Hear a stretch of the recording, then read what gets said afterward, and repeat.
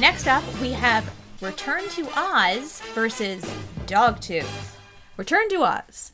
Believe it or not, this is the sequel to The Wizard of Oz. It picks up shortly after where we left Dorothy in Kansas, only here she's a troubled child with a head injury who can't stop talking about the magical creatures she met in a land called Oz.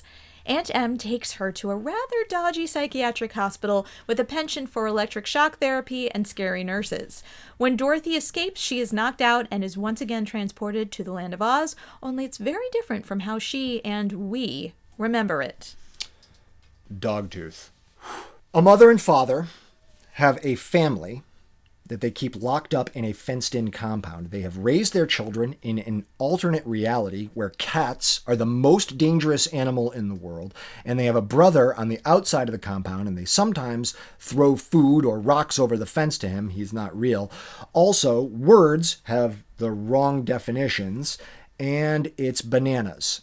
The father brings a coworker home to have sex with the son, and then there's a secret videotapes of movies from the real world that leads to this incredible dance number from Flashdance, and they can never leave this place until their dogtooth falls out. Spoiler alert, the older daughter smashes her face with a barbell so she can escape in the trunk of a car.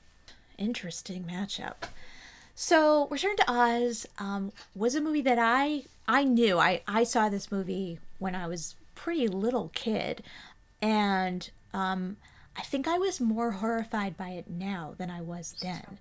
I remember really liking it, and upon rewatching it with Tim, I was like, this is for kids. It's really eerie. It's scary. There's scary characters. The whole thing's really, really dark. It is sort of like the color opposite of The Wizard of Oz, which is all lightness and exuberance, and this just feels really dark and spooky. It's a little weird. It's directed by Walter Murch. Walter Murch is known as being an editor, and he's one of the great editors of all time. Go out, read his book. It is a wonderful meditation on the art of film and what sound is in films, as well as editing. He actually is the guy who invented sound design, or at least the title sound designer.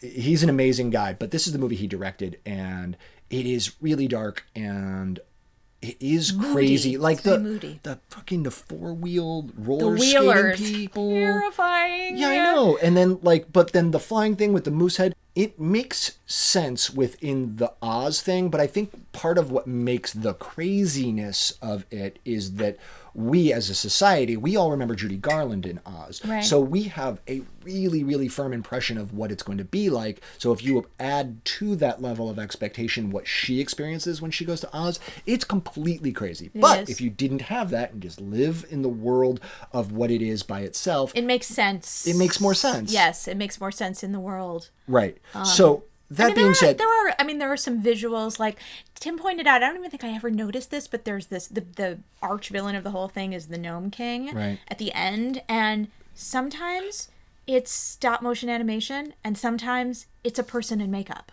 I mean, and there's really no rhyme or reason why that happens. It's really visually nuts at times, and I guess there's like a continuity and a fluidity to it throughout that makes it not so crazy. But there are moments like that where you're like, what is happening?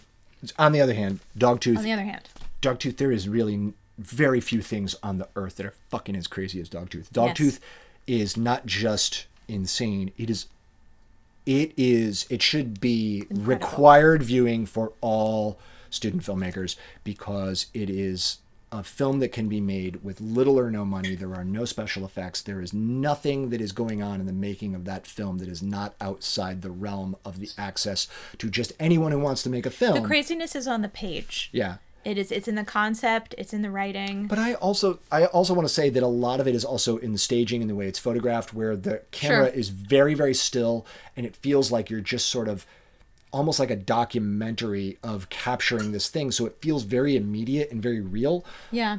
It doesn't feel like there's actors. It also helps that it's a foreign film and they're not recognizable actors. Yeah. So it just feels like it's reality, and it's crazy. Also, it takes a long time before you realize that the parents that it's a put on, that actually takes place in the real world. This is, by the way, Yorgos Lanthimos, who is the director behind The Lobster, The Favorite. So I say that, and you probably go, oh yeah, that guy's batshit crazy. But this is different. It's different. It is less aesthetically crazy, I would say. Yeah. As overt as those films are in their craziness, this isn't. It's there's a subtlety to it. I mean, just in the way that Tim described it, you can understand why it's nuts, but as you're watching it, it's what it does to you that makes you feel crazy. And can I just say another thing that we're probably going to talk about, because I think this is the winner, like hands down. Yeah, this is the winner. Totally the winner of this matchup.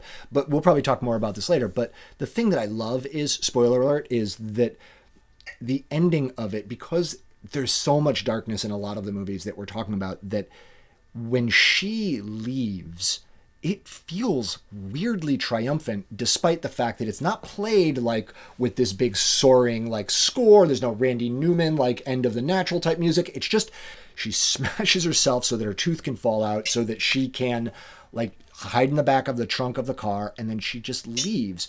And that, as an impulse of human nature, to me is really beautiful. Like, I find it really wonderful that like there's this. Why does that in her head, she believes there are cats outside the compound that are going to tear her to shreds.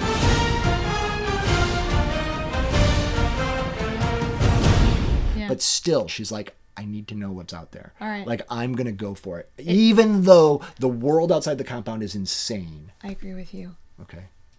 Yay! Dogtooth!